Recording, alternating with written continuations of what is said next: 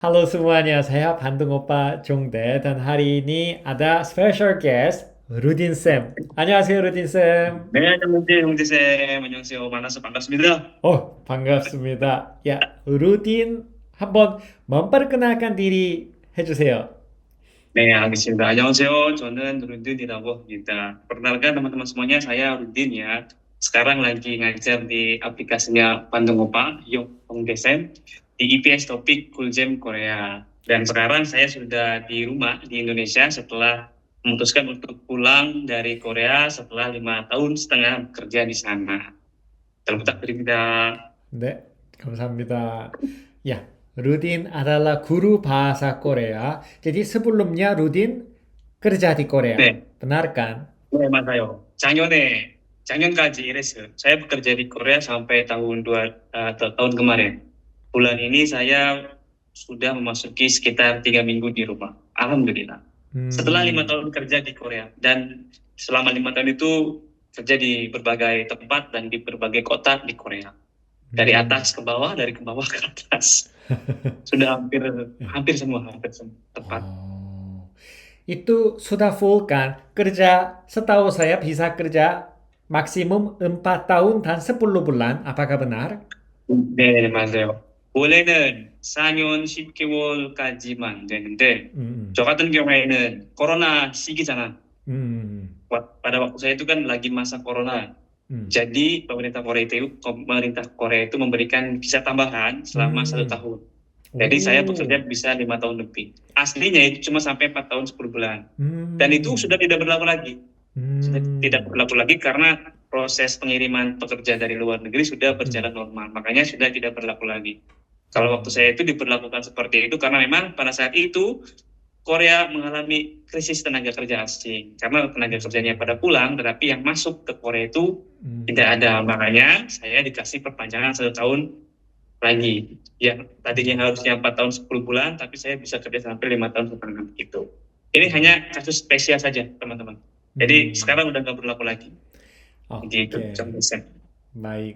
Oke, jadi konten hari ini alasannya gini. Banyak follower saya, subscriber saya, bagaimana cara kerja di Korea. Baru-baru ini, wah semakin bertambah ya. Banyak orang Indonesia lagi pengen banget kerja di luar negeri.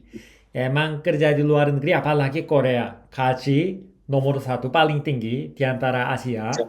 Lalu ya sekarang sudah apa ya? 2 juta, Terkenal ya. 2 juta lebih. Oh, Sekarang sudah timbul workupnya sudah 2 juta lebih kan. 2 juta hmm, won lebih sekarang. 그쵸, 그쵸. UMR itu lebih dari 2 juta won. Kalau begitu dalam Nih, rupiah, 22 juta rupiah lebih. nih Mas Aiman. Hmm, 그래요. Ya, makanya hari ini saya pengen sharing sama Rudin Sam karena Rudin Sam bisa dibilang expert kerja di Korea sebagai TKI. Ini udah expert kali ini. Dan apalagi Rudin Sam dapat topik level 6 kan. 네, 맞아요. 작년에 아, 6급까지 땄습니다. gaji, banyak orang bertanya gaji kan. Jadi 네, UMR-nya 네, 22 juta rupiah. Tapi 네, 네. dari pengalaman Rudin Sam, bagaimana? Kadang bisa lebih kecil, kadang bisa lebih besar.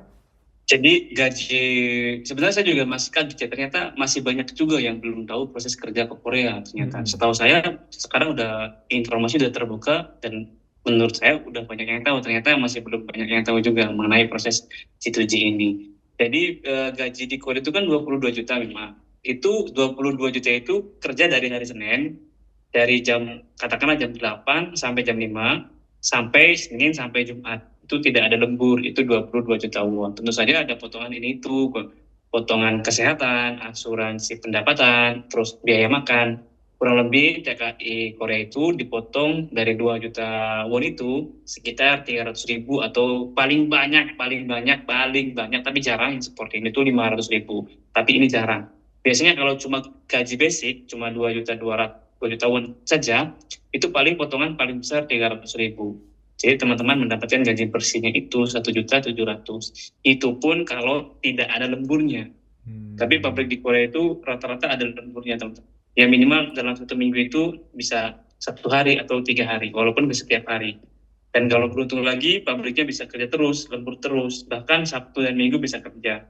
Nah, kalau Sabtu Minggu kerja, kalau katakanlah pabrik teman-teman itu pabriknya kerjanya hanya shift pagi saja, shift siang, juga shift siang. Itu kalau kerja dari Senin sampai Sabtu saja bisa mendapatkan gaji 30 jutaan kalau ada lemburnya terus-menerus. Tapi kalau tambah hari Minggu bisa 35 juta. Kalau kerja terus-menerus dan ada lemburnya terus. Itu kalau beruntung. Tapi kan itu juga jarang memang yang seperti ini. Biasanya memang Senin sampai Jumat kerjanya. Senin sampai Jumat, lalu lembur dalam satu hari itu, rata-rata pabrik Korea itu rata-rata 2 jam dalam sehari. Dan kalau dalam Senin sampai Jumat ini ada lemburnya sebanyak 2 jam, itu gaji yang kita dapatkan, gaji bersih bisa dapat 2,3 atau 2,4 juta. Itu dalam rupiah ya sekitar 25 atau 27 juta rupiah. Begitu teman. 알겠습니다.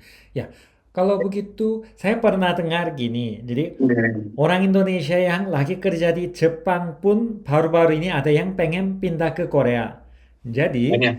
UMR Iya. per jam itu kurang lebih Korea dan Jepang sama atau Korea 10% lebih tinggi Iya. sekarang. Tinggi. Tapi yang bedanya itu kerja di Jepang katanya apa ya? Waktu kerjanya tidak sebanyak seperti Korea. Ini sepengetahuan saya, karena memang koreksi kalau saya teman-teman di rumah ya, saya juga nggak terlalu paham mengenai Jitu Jepang. Jadi Jepang itu mereka sistemnya magang. Karena dia sistemnya magang, maka jam kerja dibatasi dan gajinya pun tidak diberikan sesuai pemerintah begitu. Kalau di Korea itu kan kita sistemnya memang kerja tapi bukan magang, kita disamakan dengan penduduk lokal orang Korea. Orang Korea dapat 2 juta won, kita pun dapat 2 juta won. Jadi bedanya seperti itu. Maka selisih gajinya sangat besar. Rudin Sam sendiri beberapa kali sering menemui teman-teman yang udah di Korea sekarang, tapi mereka itu dulunya bekerja di Jepang. Saya tanya, kenapa kamu nggak ke Jepang lagi? Wah, gajinya kecil, lebih baik ke Korea. Begitu teman-teman. Tapi sekali lagi, koreksi Rudin Sam kalau salah. Untuk kerja di Korea, jalur EPS topik ini G2G, UMR sama. Untuk orang Korea, orang asing sama ya. Maka itu enaknya kerja di Korea. Karena Korea itu UMR tidak berbeda tergantung daerah. Agak beda sama Indonesia ya. Indonesia beda-beda kan tergantung daerah.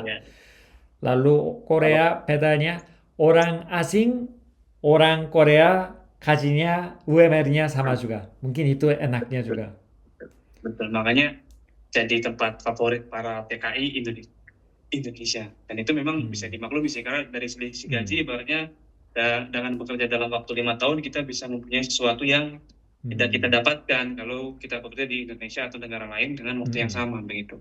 Makanya sampai saat ini Korea Selatan program G2G ini masih jadi primadona bagi para pekerja Indonesia yang mau bekerja di luar negeri begitu sih.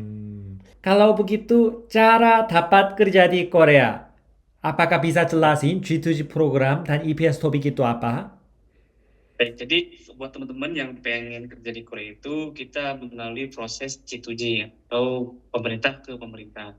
Nah, dalam proses G2G itu ada ujian namanya ujian EPS topik. Nah, EPS-nya itu sendiri adalah Employment Permit System atau sistem izin kerja. Jadi itu ujian yang dikhususkan untuk mereka-mereka yang pengen kerja di Korea Selatan. Nah, ujiannya itu biasanya diadakan 1 tahun 1 kali teman-teman. Dan dari IPS ini ada beberapa bagian, ada beberapa sektor. Ada sektor manufaktur atau yang kita kenalnya pabrik, lalu ada sektor perikanan, ya bekerja di sektor kelautan, lalu ada sektor shipbuilding. Nah, shipbuilding ini sektor pengelasan kapal. Pengelasan kapal ini juga baru ditambahkan beberapa tahun yang lalu. Kemudian ada lagi sekarang ditambahkan pada tahun yang kemarin sektor jasa, perhotelan dan juga rumah makan, teman-teman. Ini di Indonesia baru diadakan kemarin ujiannya, baru untuk pertama kalinya. Jadi semakin kesini itu semakin banyak sektor-sektor yang ditambahkan. Kalau dulu itu cuma ada sektor manufaktur dan juga sektor perikanan, sekarang ada 4 sektor. Nah, singkatnya teman-teman itu ikut ujian ini, IPS topik ini, dengan memilih sektor yang diinginkan dari 4 sektor ini. Lalu ketika lulus ujian IPS topik itu, teman-teman baru bisa ya, bukan berarti lulus langsung dapat pekerjaan. Baru bisa mengirim lamaran kerja ke Korea. Nah, setelah itu kita tinggal nunggu data diri kita, lamaran kita diambil oleh pabrik-pabrik di Korea. Dan memang dalam jangka ini proses itu waktunya itu lumayan cukup panjang, dari setahun sampai 2 tahun. Jadi sertifikat IPS-nya itu kalau lulus itu berlaku selama 2 tahun. Kalau 1 tahun pertama tidak mendapatkan panggilan, maka kita harus mengirim lamaran ulang yang akan berlaku dalam 1 tahun berikutnya. Jadi batas maksimalnya itu 2 tahun menunggu panggilan kerja. Begitu teman-teman. Oke, terima kasih penjelasannya Rudin Sam. Oke, jadi intinya negara Korea ini sekarang semakin menurun tenaga kerja, maksudnya generasi muda Korea yang bisa bekerja.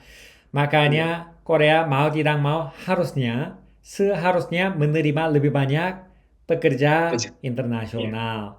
Makanya ini bisa menjadi kesempatan untuk orang Indonesia, kalian juga. Maka kalian yang pengen kerja di Korea silakan ngecek infonya. Tapi saya pernah research orang Indonesia yang lagi nyari kerja di luar negeri. Kebanyakan itu 90% cari kerja di Hong Kong, Malaysia, Taiwan. 3 negara ini paling banyak. Karena itu prosesnya cepat. Saya juga kurang tahu, tapi karena di daerah tempat saya tinggal ini banyak juga yang bekerja di ketiga negara tersebut.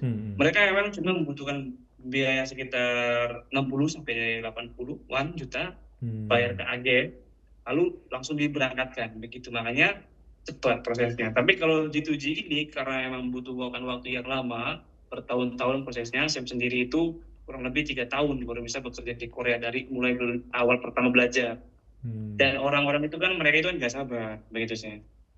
Nggak sabar, dan tambah lagi memang mau tidak bisa kita pungkiri bahwa proses G2G ini karena saking enaknya Korea mungkin ya, jadi saingannya itu banyak saingannya. Sedangkan saingan yang banyak ini tidak berbanding dengan jumlah kuota yang dibutuhkan. Yang daftar misalnya 60.000 orang tahun yang lalu itu. Sedangkan yang diterima untuk lulus itu cuma 7.000 orang. Jadi kan ada berapa 50.000 orang yang tereliminasi. Makanya dari situ orang-orang itu mulai berpikir untuk berpindah haluan ke negara yang bisa menjamin keberangkatan yang cepat. Makanya banyaknya larinya ke situ. Ke Hong Kong, Taiwan, dan lain sebagainya.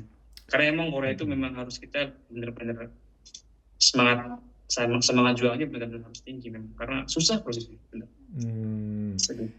Oke, ya jadi kerja di Korea itu programnya government program, harusnya ikut ujian secara official, lalu diurus sama pemerintah Korea, bukannya tidak bisa dimainkan oleh agency secara private. Jadi kita itu disamaratakan, dapat kompensasi pesangon, dapat kompensasi tejigem, kuminyogem, uang pensiun, kuminyogem namanya, terus tejigem, uang pesangon, kalau kita keluar dari pabrik itu dapat. Dan itu kan lumayan kalau ditabung sama katakanlah 5 tahun bekerja, itu dapat berapa? Hampir 2 digit kan, 2 digit sampai 3 digit uang nominal yang akan kita dapat nanti. Itu kan jauh sekali. Belum dengan gaji yang kita kumpulkan dalam setiap bulannya, kan itu kan berbeda lagi. Makanya memang ya sesulit dengan prosesnya, imbalan yang diterima pun sama begitulah, seperti itu. Ya, lalu dulu Korea juga emang ada sa장님, bos yang jahat, sengaja tidak kasih uang pesangon atau gaji. Tapi sekarang bagaimana Rudin Sam? Masih ada atau? Sekarang juga sebenarnya ada juga yang seperti itu, cuma ya udah sedikit jarang ya. Tapi kalau memang yang sering itu begini, kalau ada orang baru kerja belum setahun, misalkan setahunnya setahunnya itu besok tuh, hari ini sudah keluar. Karena kan walaupun kurang 1 hari kan itu setahun. Kalau bekerja di pabrik yang kurang 1 tahun, nanti ada namanya asuransi Samsung, teman-teman. Nah, asuransi Samsung itu adalah asuransi yang akan kita dapat nominal uang yang akan kita terima kalau kita pulang ke Indonesia. Nah, kalau teman-teman itu kerjanya belum 1 tahun, nanti uang asuransinya itu yang jumlahnya lumayan itu diambil perusahaan gitu. Makanya kebanyakan 1 hari sebelum setahun, hari ini suruh keluar, biar dia nggak suruh bayar pesangon dan uang asuransi Samsungnya bisa mereka ambil. Begitu, itu yang sekarang banyak. ada beberapa orang yang pernah saya temukan seperti itu. Hmm. Ya, pasti ada ya dimanapun ada bos yang emang jahat atau ya bisa dibilang ada yang mainkan hukumnya, sudah tahu Banyak. peraturan. Pengacara-pengacara Korea pun sering datang ke paguyuban orang asing untuk memperkenalkan diri mereka. Loh, saya ini pengacara, loh, bisa bantu kamu begini, begini. Banyak juga. Karena Hmm. ya mungkin bagi mereka kesempatan, mungkin ya saya juga tidak tahu. Cara belajar bahasa Korea. Jadi harusnya lolos ujian IPS topik. Berarti harus belajar bahasa Korea dahulu kan. Biasanya Ini belajar di mana? sebenarnya proses G2G ini itu bisa dilakukan mandiri, teman-teman. Selama Hmm. teman-teman itu menguasai bahasa Korea, begitu, dan tahu Hmm. prosesnya. Jadi LPK di Indonesia itu mereka hanya berfungsi sebagai memberikan jasa mengajar bahasa Korea Hmm. dan juga memfasilitasi kalau memang ada dokumen-dokumen yang diperlukan untuk dikirim, entah itu ke PP2MI atau ke HRD Korea. Sebenarnya hanya sebatas itu. Tetapi kalau teman-teman itu paham, menguasai bahasa Korea, dan juga tahu prosesnya, proses bekerja di Korea itu bisa dilakukan sendiri. Begitu sebenarnya. Jadi kerja di Korea itu tidak harus melalui LPK. Bisa dilakukan mandiri. Begitu teman-teman. Selama teman-teman itu tahu proses dan alurnya bagaimana. Seperti itu. Hmm, ya, tetapi kalau tidak tahu apa-apa bahasa Korea atau cara apply program G2G, lalu ada yang malas membaca informasi. Kalau begitu ya pergi FK saja begitu ya. Ya, itu memang nggak dipungkiri juga, LPK juga banyak membantu teman-teman yang memang tidak tahu bagaimana proses dan alurnya. Memang juga banyak juga LPK yang baik dan benar-benar amanah. Tapi juga ada beberapa LPK yang istilahnya bagajin sedang memakai Hmm, harga tinggi kepada calon pekerja Indonesia. Tapi ya begitu, tidak ada semua yang baik, nggak ada yang pasti dilihat dan buruknya. Tapi ya hmm, memang LPK juga bagus. Kalau hmm, teman-teman ada waktu buat belajar di LPK, memang ya saya sarankan ke LPK karena memang membantu secara langsung kan ya. hmm, Tapi masalahnya banyak juga yang teman-teman itu udah punya pekerjaan di Indonesia kan. Kalau mau ditinggal sayang karena tidak bisa menafkahi diri sendiri atau orang lain, makanya untuk teman-teman yang seperti itu bisa melalui online course atau mandiri seperti teman-teman. Jadi kan jangan meninggalkan penghasilan yang sudah ada untuk penghasilan yang belum tentu hasil begitu. Jadi untuk hmm, teman-teman yang sudah bekerja atau ada kesibukan lain itu sebenarnya lewat mandiri pun bisa tanpa harus melalui LPK begitu. Jadi LPK itu memang kayak buat orang yang ada waktu dan juga ada hmm. biaya seperti itu. Oh, oke, baik. Jadi sepertinya sudah jelas, LPK itu offline Oke. akademi yang mengajar dari awal sampai akhir. Lalu setahu Ya, saya ada yang mempunyai asrama juga. Jadi jika ya, punya uang, waktu, ya saya harusnya lolos dalam 6 bulan ini, ya pergi LPK saja. betul, Lalu betul. benar-benar fokus belajar di situ. Ya, Tapi apabila misalkan harusnya menjaga rumah atau ada kerja, maka ya. sampai malam ada kerjaan. Kalau begitu Mhm. mau tidak mau bisa cari online course ya. Oke. Iya, iya, Hmm, betul. Dan selama online course-nya bagus ya sama aja yang di LPK sebenarnya. Jadi hmm, hmm, ya memang ya yang susah itu membagi waktunya memang karena kan kalau kerja itu kan energinya tinggal sisa sedikit, hmm, hmm, disuruh belajar itu emang agak susah. Jadi ya mau nggak mau, tapi kan ini mau tidak mau memang harus dilakukan kan. Ada hmm, proses yang memang harus dilalui, suka atau tidak hmm, suka untuk melangkah ke hmm, arah hmm, hidup yang lebih sesuai begitu. Jadi ya hmm, kalau mau nggak capek ya nggak usah ikut begitu. hmm, Kasarnya seperti itu ya. Saya juga mau maaf kalau terlalu hmm, kasar, hmm, tapi memang ini realitanya. Tapi teman-teman juga nggak usah berkecil hati karena ada banyak juga ya orang-orang yang memang prosesnya mandiri dan bisa bekerja di Korea begitu. hmm, Dan yang di LPK pun sebenarnya nggak tentu lulus juga. hmm, Tergantung apa namanya niatan dan kemauan sebagaimana hmm. seberapa besar begitu.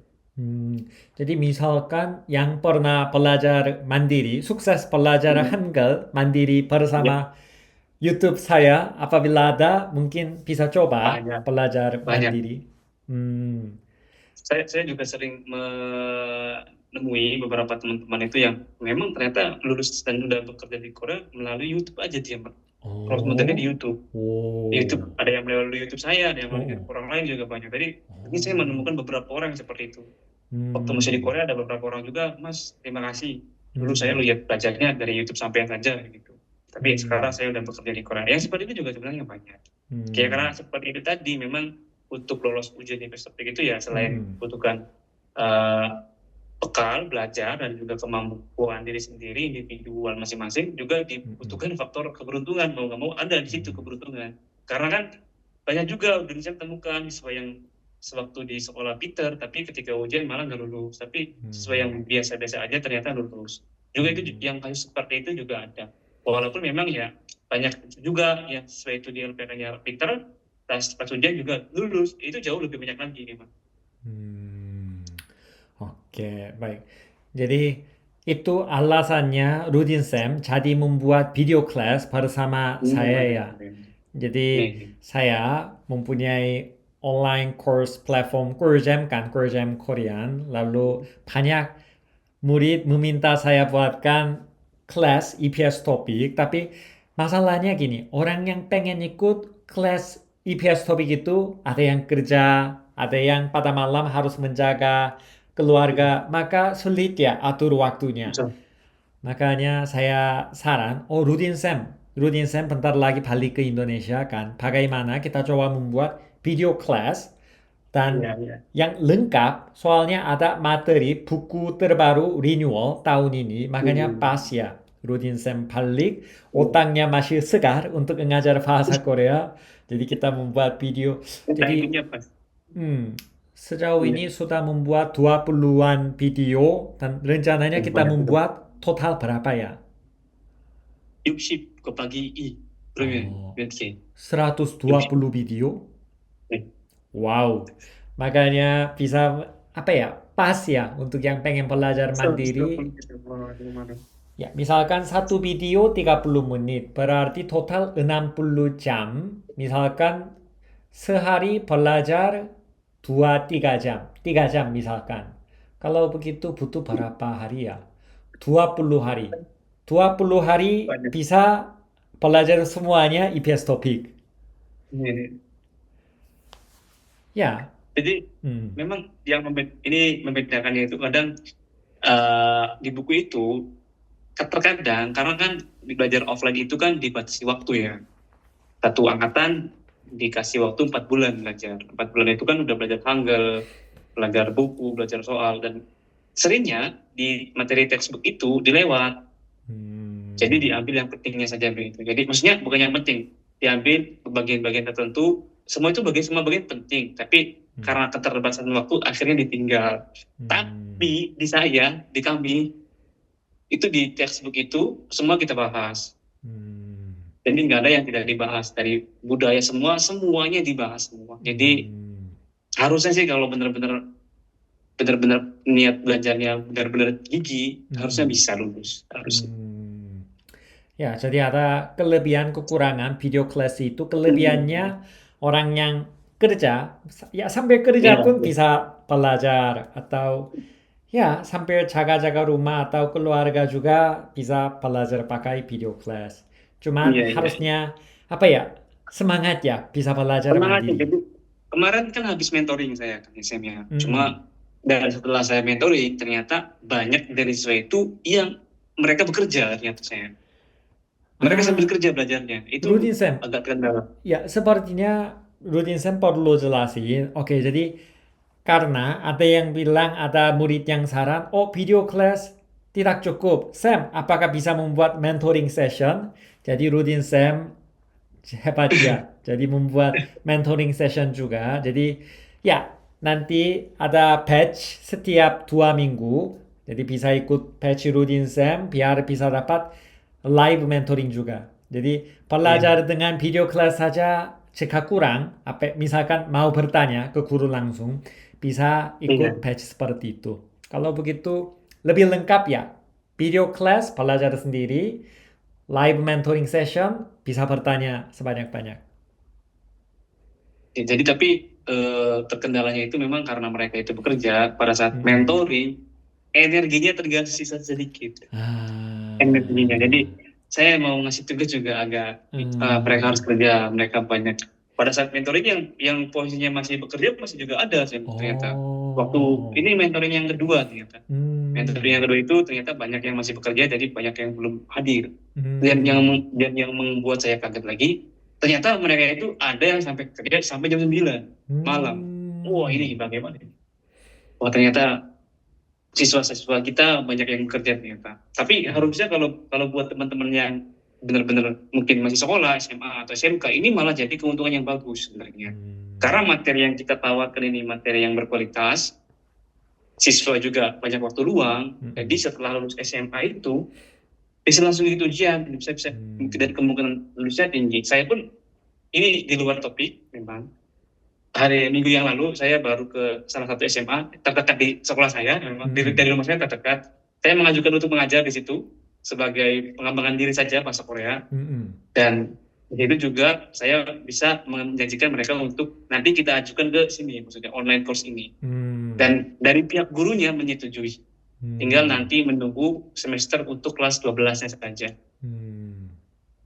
Dan ternyata harusnya kalau memang punya niatan yang benar-benar dan juga rasa pengen belajar yang gigi, harusnya bisa lulus harusnya. Jika pengen ikut video class atau mentoring sessionnya Rudin Sam, nanti saya tinggalkan link di YouTube video ini ya. Selama bekerja Hmm. di Korea, apakah membutuhkan mentor kayak Rudin Sam? Kalau menurut saya, setelah saya mengalami selama 5 tahun itu, butuh sosok yang memang tahu, Hmm. yang pernah bekerja di Korea. Kenapa? Karena begini teman-teman, meskipun sudah berada di Korea, bukan berarti masalah teman-teman itu selesai.